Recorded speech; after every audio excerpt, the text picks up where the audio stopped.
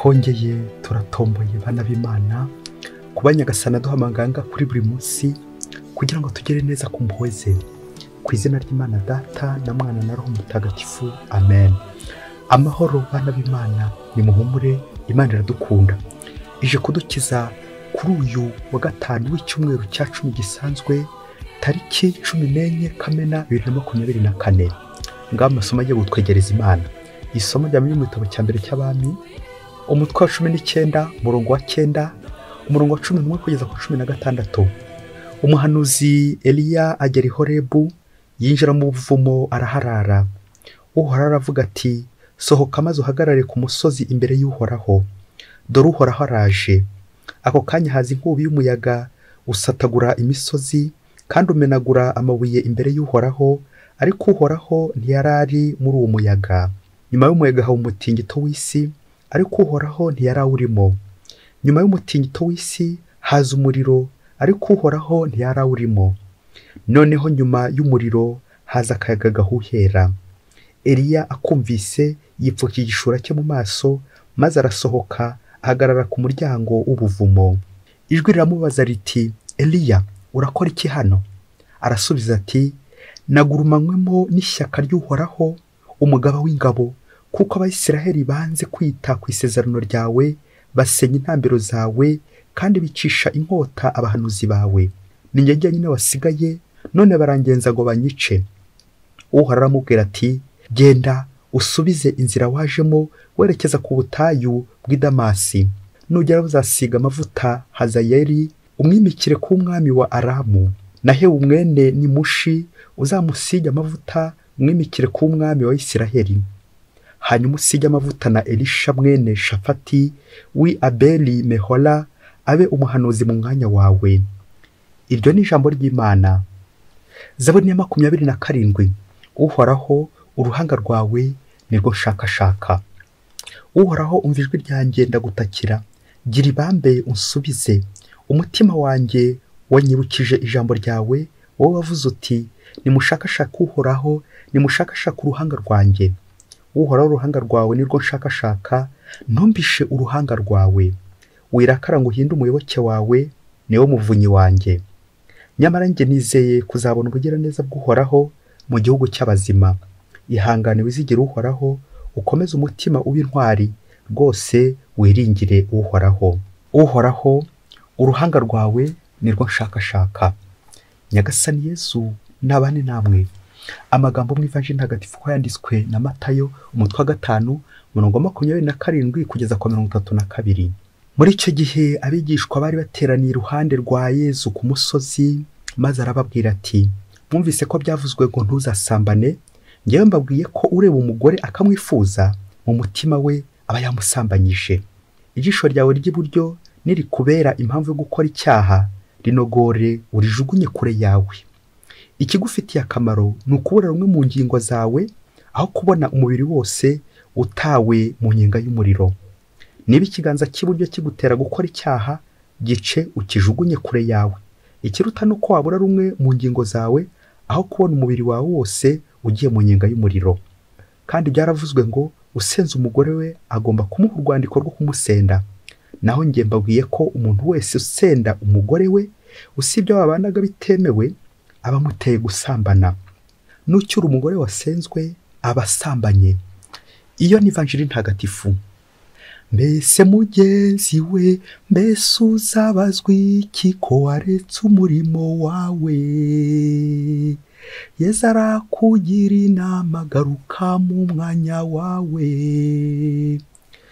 Wari umurejiyo none warabiretse, wari umuririmbyi none warabiretse. Mbese mugenzi we, mbese uzabazwa iki ko waretse umurimo wawe? Yesu arakugira inama, garuka mu mwanya wawe. Abayoboke b'Imana, nimugire amahoro.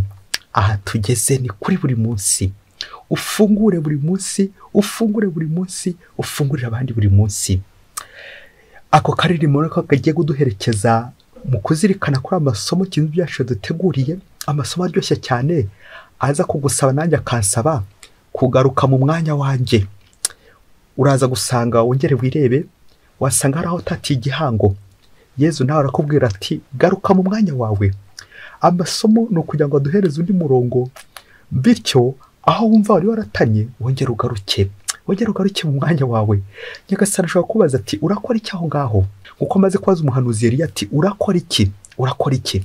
Naho rero wasanga utari mu mwanya wawe, wasanga waragiye kure, wasanga waratatiye igihango. Ese cyagiherutse gusezerana Nyagasani aho ngaho cyari mu masezerano yawe, cyangwa warivumbuye warigendeye? Wasanga utakiri mu mwanya wawe. Yezu uyu munsi narakubwira ati garuka mu mwanya wawe. Amasomo nagutambukamo agatambagira iwawe mu mutima wawe, mu ngoro yawe iwanyu, nta kabuza ari buze kukubaza ati urakora iki hano.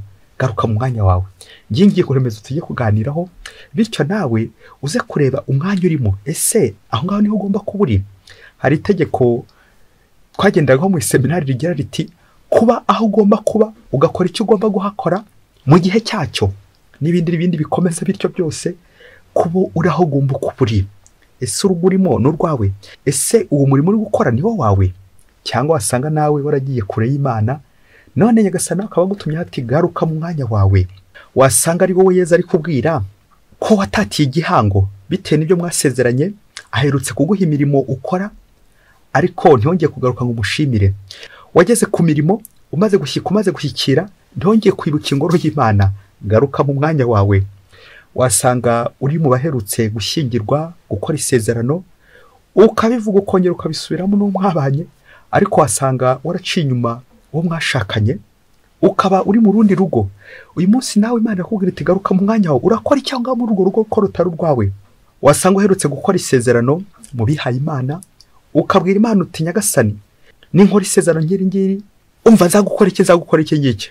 None ukaba waratatiye igihango, uherukanye n'Imana, muvugana uburyo ugiye gusezerana, ugasezerana ubumanzi, ubusugi, ugasezerana ubukene, ugasezerana kumvira, none ntago cyumvira, none watatiye igihango, waradohotse, none uri kure y'Imana, ibintu n'abantu baragutwaye. Imana irakubwira iti garuka mu mwanya wawe. Urakora iki aho ngaho? Urwo rugo wagiyemo ni urwawe? Ko mperutse ujya kubaka none ukaba uri gusenya, urakora iki aho ngaho? Garuka mu mwanya wawe. Ko mperutse uri mu rugo rwawe none ukaba ufite ingo nawe utakiza umubare wazo, urakora iki aho ngaho? Garuka mu mwanya wawe. Ko mperutse narakugiriye neza, nkaguha akazi ukamererwa neza, urakora iki aho ngaho kuri kugambana? Ko mperutse uri umuntu mwiza, uwitwara neza, ko nyuma yaho waje kudohoka, urakora iki aho ngaho? Garuka mu mwanya wawe. Uyu munsi Yezu arakubaza ubutumwa yaguhaye, aherutse kugushinga ubutumwa, ariko se uwugezemo wakomeje kuwukora, cyangwa wamurebye ku jisho bitewe no guhuza amaso n'abantu, birangira gusa wirebeye abantu, ariko ukuntu Imana yongeye kurureba? Garuka mu mwanya wawe. Mu isomo rya mbere twumvise umuhanuzi Eliya utari mu mwanya we, nyuma y'uko Imana imaze kumukoresha ibitangaza byinshi, bishoboke ko yatangiye kubyiyitirira, birangira atangiye amahane, imigambi mibi, yewe no kwica, kurimbura abahanuzi ba Behari n'ingufu nyinshi n'imbaraga nyinshi, avec violence. Uyu munsi turamwumva Imana imwiyereka. Hari ibimenyetso bitatu byatambutse birimo ubukana, harimo inkubi y'umuyaga, harimo umutingito w'isi, harimo umuriro, ariko byose Uhoraho ntiyari arimo. Nuko haza kuza akayaga gahuhera kerekeza ku bwiyoroshye. Ibyo bimenyetso byose Eliya ari kwerekwa, Imana ishaka kumwereka ko atari Imana ya yindi izana amahane, Dieu n'est pas violent, ahubwo Imana yacu iza mu bwiyoroshye, kwiyoroshya, kwicisha bugufi, umutima mwiza. Ngiki Imana ishaka kubwira Eliya, iza mu kayaga gahuhera. Nuko rero ibyo Eliya yari yiteze, ya Mana ifuha, ya Mana y'igihangange, ya Mana izaza ku buryo bukomeye, ntago ari ko Imana ije. Imana yacu iriyoroshya. Nuko Eliya yari yahunze, yari yagiye kure, yari yahunze ubutumwa, yari yasize ubutumwa. None Nyagasani amusanze aho yari aryamye ati Eliya urakora iki hano? Nguko Nyagasani nawe ushobora kugusanga wataye ubutumwa, uryamye hatariho, uryamye mu gipangu cy'abandi, uryamye mu rugo rutari rwawe, uryamye kwa Sekibi. Iki gisubizo Eliya ahawe, uyu mwanzuro Imana igiye kumufatira, ntago woroshye. Tekereza nawe uvuye ahantu bari kuguhiga, tekereza uvuye ahantu wari umaze gukora nari ngiye kuvuga amabi, hahandi wambariye inkindi utagomba kongera guhambara incocero. Nuko rero Imana ikakubwira iti subirayo, subira iyo wavuye, garuka mu mwanya wawe. Mu gihe yari kwisobanura ati dore impamvu ndi hano Nyagasani, dore impamvu ndi hano, Imana irareba igasanga iyo mpamvu idakwiye. Nuko Imana ikamubwira uti genda usubize inzira wajemo. Amen, amen, amen, amen. Bakristo bavandimwe, hari igihe Imana itureba ikabona ibyo turimo, twebwe tukanashaka n'impamvu twabihereza, ariko Nyagasani yakureba akavuga ati ntago ari byo, uyu ntago ari umwanya wagombaga kuba urimo, uyu ntago ari umwanya ugukwiye. Watatiye igihango, washyizeho ibibaraga byinshi, washatse gukoresha imbaraga zawe, kandi ngewe ndi umuntu wiyoroshya. Ibyanjye no kwiyoroshya, ibyanjye no gutuza, ibyanjye no kugenda gahoro, ibyanjye ntago ari ugukanika, ntago ari uguhata nk'uhata ibirayi n'ibijumba, ibyanjye no kugenda gahoro, ibyanjye ni bucece. Imana ntiba mu rusaku, Imana iratuje, Imana yacu iriyoroshya. N'umuririmbyi bya Zaburi aratwereka ko gushakashaka Imana bigusaba ubutungane. Uhoraho uruhanga rwawe nirwo nshakashaka. Amen. Imana ntago ari ya Mana izana ibibaraga ngo nitaguye iki ngiki ngo ntago kiri Imana, ahubwo ubutungane. Kugera ku Mana n'ubutungane no kwiyoroshya no kwicisha bugufi. Eliya urakora iki hano? Aha, subira mu mwanya wawe, garuka mu mwanya wawe, uratigiye, garuka mu mwanya wawe. Ivanjiri y'uyu munsi iraduha urugero rwiza rw'abatari mu mwanya wabo, nk'uko Eliya yari aryamye ahantu hadakwiye. Nanone iratwerekeza ku mubano w'abashakanye ko ari igihe umugabo ashobora kuryama ahantu hadakwiye, umugore akaryama ahantu hadakwiye, uwihaye Imana akaba yaryama ahantu hadakwiye, n'undi wese wakoranye isezerano, uwo mwashakanye wakoranye isezerano n'Imana, Imana yakureba igasanga utari mu mwanya wawe, ati subira mu mwanya wawe, garuka mu mwanya wawe. Nk'uko yabwiye Eliya ati urakora iki hano? Urakora iki mugabo uri aha ngaha uryamye aha ngaha ari iwawe? Urakora iki?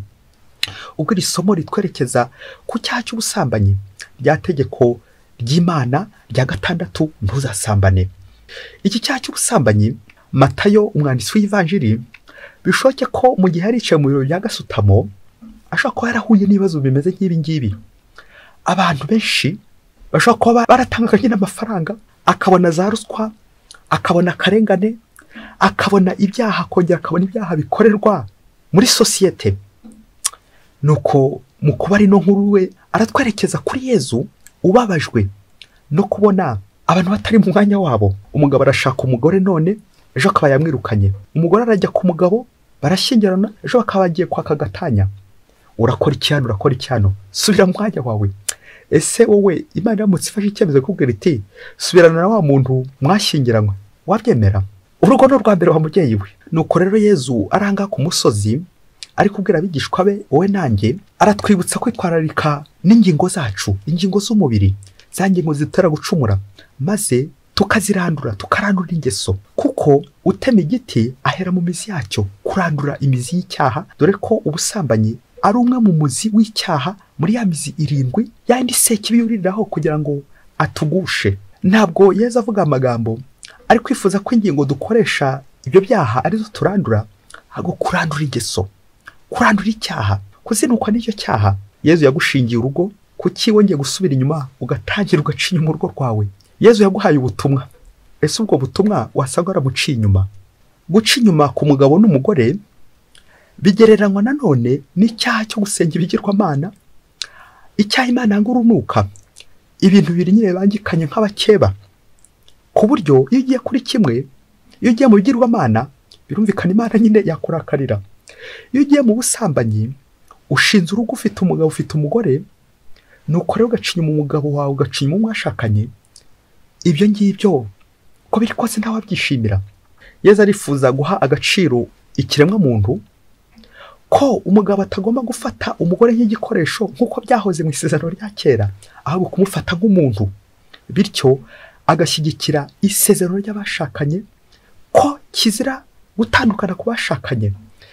Bakristo bavandimwe, twongere tuye muri iyi minsi yacu, ingeso mbi y'ubusambanyi iri guca ibintu, abantu benshi bagasambana, bityo bigatuma ingo nyinshi ziri kugenda zisenyuka, imihamagaro igasenyuka, abashakanye bagatandukana, sosiyete ikuzuramo akavuyo, kubera irari ry'umubiri, irari ry'ubusambanyi. Wasanga nawe uri mu batiza umurindi icyo cyaha kandi byababa. Ngo umunsi umwe hirya kure cyane muri Afurika, ngo mu rusengero rumwe hatambutse bombori. Nuko pasiteri w'urwo rusengero ngo akajya yumva amakuru atari meza ko wari uyoboye inama nkuru y'iryo torero. Umugabo uyoboye inama nkuru yitwaga Makakama. Nuko rero Makakama yitaba pasiteri mukuru. Ageze kwa pasiteri mukuru, pasiteri amwereka ibirego byose bari kumushinja, uburyo yacyuye umugore w'abandi, ko ahitamo ibintu bibiri: kureka umugore w'abandi cyangwa akareka inshingano akava ku nshingano z'ubuyobozi yari afite, dore ko ikoraniro ryose ryacitsemo igikuba. Nuko Makakama abwira pasiteri ati, urahitamo ibintu bibiri. Urahitamo ngumane n'uwo mugore, ntunge abagore babiri, cyangwa ntware intebe zanjye zose ziri muri uru rusengero. Pasiteri areba hirya areba hino, arebye agaciro izo ntebe zifite, yibaza ukuntu agiye kubigenza. Mu gihe akiri kubyibazaho, Makakama ahita aramubwira ati, none se ko turi batatu tuyoboye inama, ko twari batatu, uriya mugore Mariya umubitsi we ntafite abagabo iryaguye kandi ari umubitsi w'urusengero, uriya mugabo wundi se Yohani ariwe mwanditsi, wabara abagore bose atunze, ntabwo ushobora kubabarura. Nuko pasiteri ako kanya akuka umutima, kuko yari azi ko amadosiye yose yamugenze imbere, ariko ntabwo yari azi ko azwi na benshi. Nuko pasiteri asezera Makakama, dore ko abonaga ko namubuza gutunga umugore wa kabiri bigiye gusenya urusengero, kubera ko ashobora kubishyira hanze byose iby'aba bayobozi bandi bakorana, ndetse na za ntebe ziri mu rusengero akazitwara. Nuko pasiteri akomeje kumva umwuka utari mwiza mu bucyo bw'Imana bari bari aho ngaho, atumiza sekreteri kugira ngo amuce kuri iyo ngeso iri gusenya abayoboke b'Imana, iri gusenya ibipangu by'abandi. Nuko ageze kwa sekreteri aramubwira ati, umva rero pasiteri, urahita mvemo mu rusengero cyangwa ntwara amabati yanjye yose nashyize kuri uru rusengero? Nuko pasiteri areba hirya areba hino, aramubwira ati, bugiye ndaba mbyigaho. Pasiteri akomeza kubyigaho. Pasiteri nanone ngero yubura dosiye yo kwa Mariya, ubwo abasezera Yohana atyo. Yohani hagati aho nyine arakomeje, ntibaramuha umwanzuro niba azafata amabati yakatwara. Pasiteri muri ako kanya ngo ahita atumiza Mariya. Mariya hageze, pasiteri amubwira dosiye yose uko imeze. Mariya aravuga ati, umva rero, urahitamo aba bagabo mbareke, cyangwa ntwara uru rusengero nongere ndusenye, ntwara ibikoresho byanjye byose biriho, kuko uru rusengero ruhagaze rutya ninjye warwubakishije, amafaranga ariho n'ayanjye. Nuko pasiteri areba hirya areba hino, areba Makakama intebe ziri mu rusengero ni wazitanze, areba gushinga urwo rusengero ni Mariya wabigiyemo, ari no mubitsi wa rwa rusengero, ari no mubitsi wa ya nama. Agarutse kwa Yohani, asanga nanone Yohani niwe washyizeho amabati kugira ngo urusengero rwuzure, naho batatu n'ubundi barwujuje. Pasiteri yibaza uko agiye kubigenza. Urusengero ko ari aba barwubatse ko ari batatu, n'indamuka mbirukanye biragenda bite ko tubura ahantu dusengera, ko turadusenyutse? Hagati aho ibirego biri gukomeza biza, abayoboke b'Imana bari kwijujuta, kuko n'ubundi abantu ko ari batatu babazengereje, bari gusenya ingo z'abandi, bari guteza akajagari muri sosiyete, muri quartier, akavuyo ni kose. Na n'ubu pasiteri yabuze icyo asubiza, yabuze uko abigenza. Hagati aho induru ni zose, abandi nabo baracyakomeje, baracyayoboye inama nkuru, baracyari kwidegembya. Bayoboke b'Imana, Yesu Kristo akuzwe.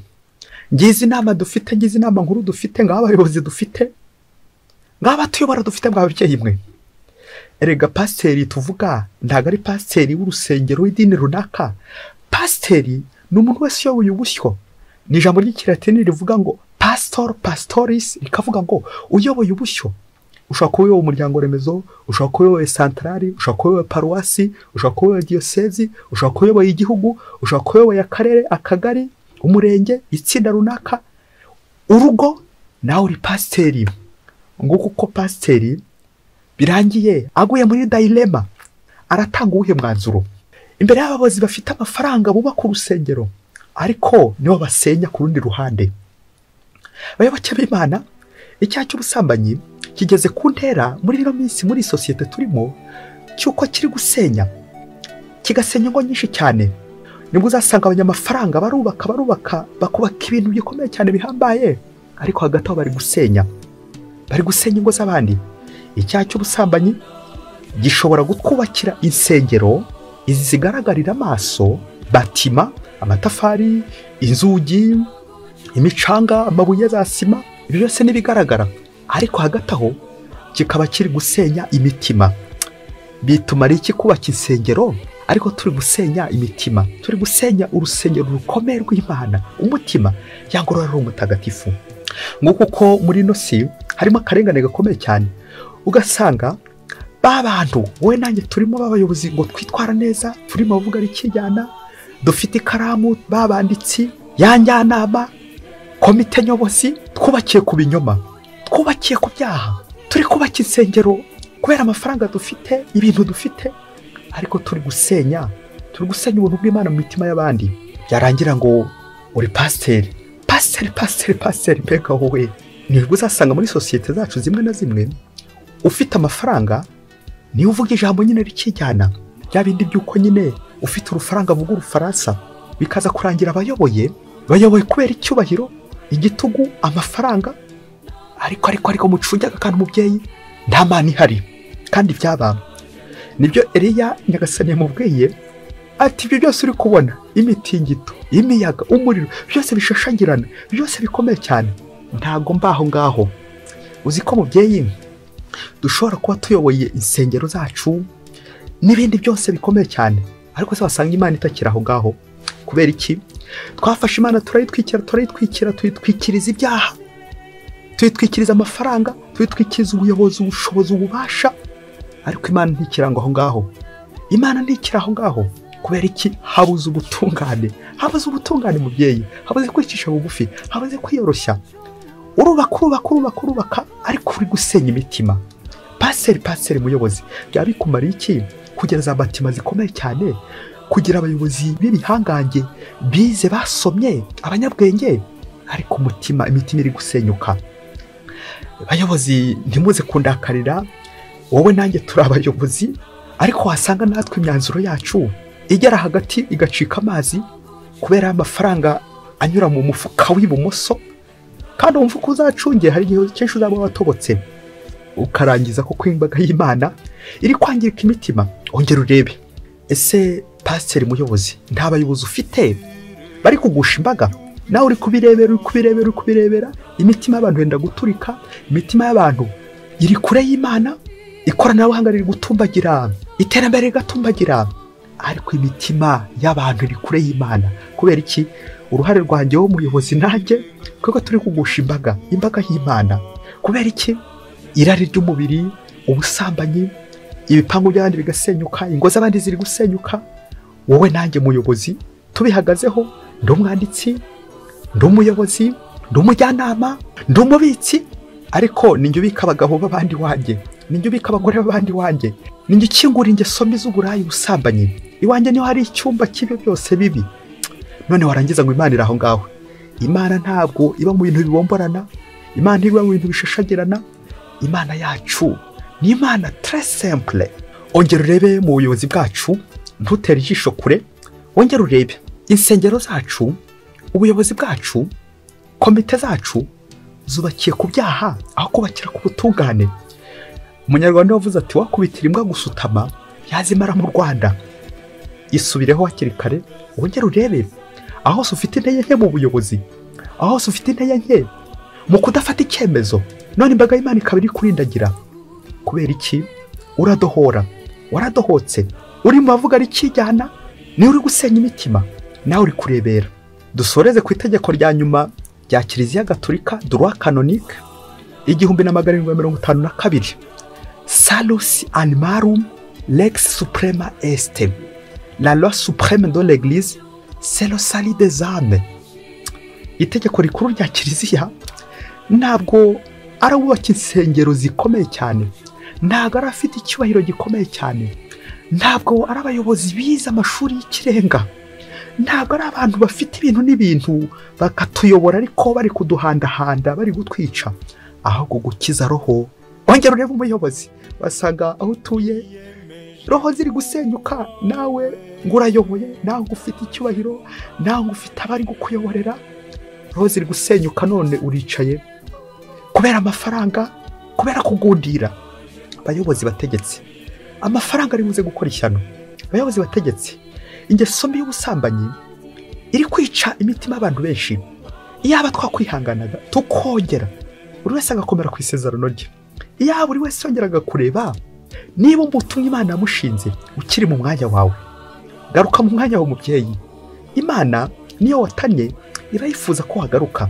Nusanga nawe uri ku rutonde rw'abantu batanye, bari kwandikira iriya nama, bari kubikira iriya nama nkuru y'urusengero, nusanga uri ku rutonde rw'abayoborera uriya rusengero ariko ukaba ari wowe uryamye ahadakwiye, garuka mu mwanya wawe, subira inzira, subiza aho wavuye, ukomere ku butumwa bwawe, ugarukira Imana buri munsi. Mwese Imana ibahe umugisha. Imana Data na Mwana na Roho Mutagatifu. Amen. Padiri Masumbuko Ladislas wa Diyosezi ya Cyangugu.